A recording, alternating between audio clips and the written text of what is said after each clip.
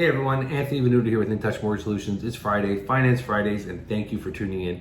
Today, I just want to go over a couple of things, the takeaway points from the July 2021 Bank of Canada Monetary Report and what it means for you as a Canadian or home buyer going out there and deciding whether you want to go fixed or variable.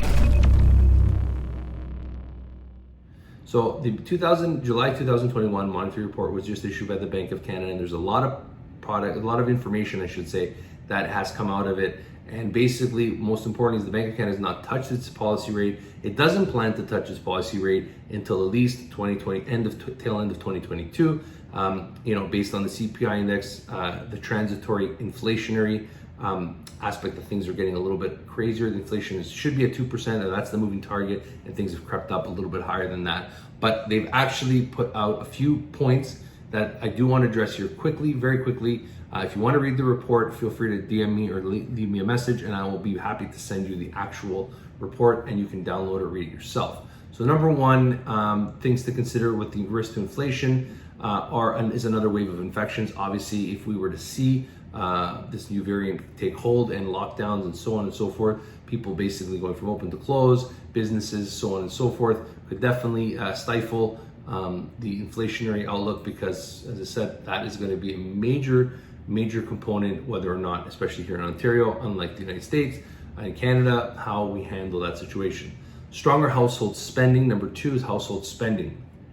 As I talked in previous videos, a lot of people have saved up some money, and now that we're in phase 3 of the reopening, you're going to see a lot more people going out there spending, hopefully trying to stimulate the economy, going out there and actually enjoying themselves. We've been locked up for a long time, and now we're starting to see some things reopen. Like, for example, myself, previously I was in the wedding industry, I used to DJ, so now we're starting to see venues reopening, limits go up for indoor and outdoor events, so hopefully we're going to see some spending out there as well.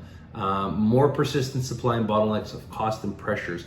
So basically what they're talking about here is during the pandemic, obviously there were certain things that you couldn't get a hold of, or they're very expensive to try to find.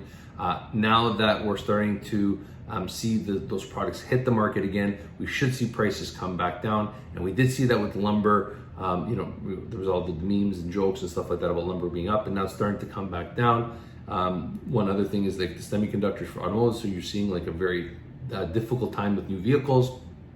But once they reintroduce those products back into the market, we should see the supply come back.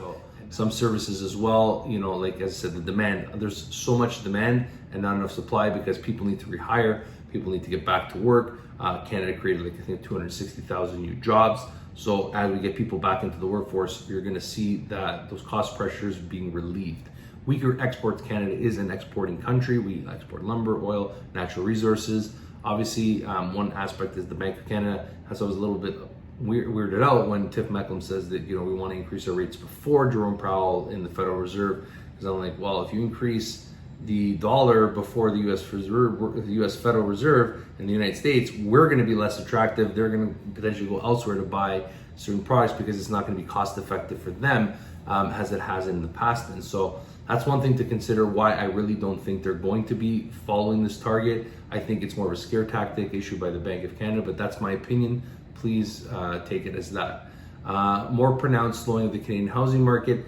Yes, we're seeing what the Bank of Canada has come out and basically indicated, yes, rates are going to go up. Rates are going to go up sooner than maybe expected, and so on and so forth. So that's put a little bit of fear, and it's put a little bit of, like caution into the wind. I'm saying throw caution into the wind. I'm saying that they've actually come out and said, hey, cautionary note, rates will go up. But obviously, anybody knows that rates being this low, they cannot stay this low forever. They do need to increase. It's not healthy for the economy, but we're starting to see a slowdown. Now, here's the thing. I've been in the industry for a long time now, and generally around this time of year, it tends to slow off or taper off because most people want to have their kids. They're moving, want to have their kids registered for school by August, to start school in September. So this is generally a slower time. But as I said, anything can happen right now. I mean, no one predicted that what was going to happen to the housing market necessarily in 2020 to 2021. So stay tuned. And obviously CMHC's come up with some data saying, hey, the best way to combat expensive housing or housing prices is to produce more homes. But we'll talk more about that in another video. And the last and final point is sharpening and tightening global financial conditions.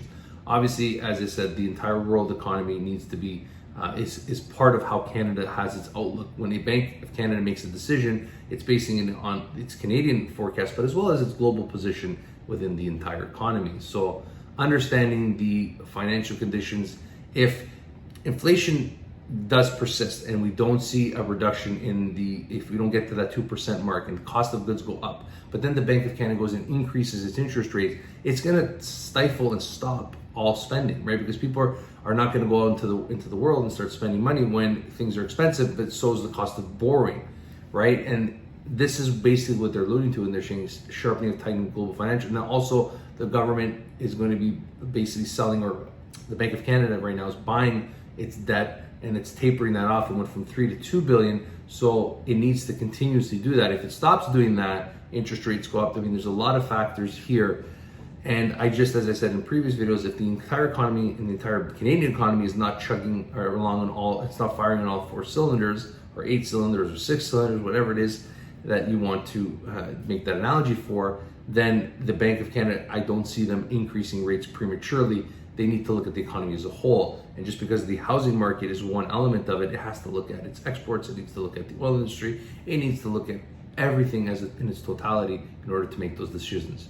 So I hope you guys found this video helpful. It ran a little bit long. I know there's a lot of information here to unpack. These are some of the things that we're saying to our clients. Hey, when you're going out there to make a decision, whether you're going to go fixed or whether you're going to go variable, is understanding your timeline, where you are and what the differences are in between the fixed and the variable rate.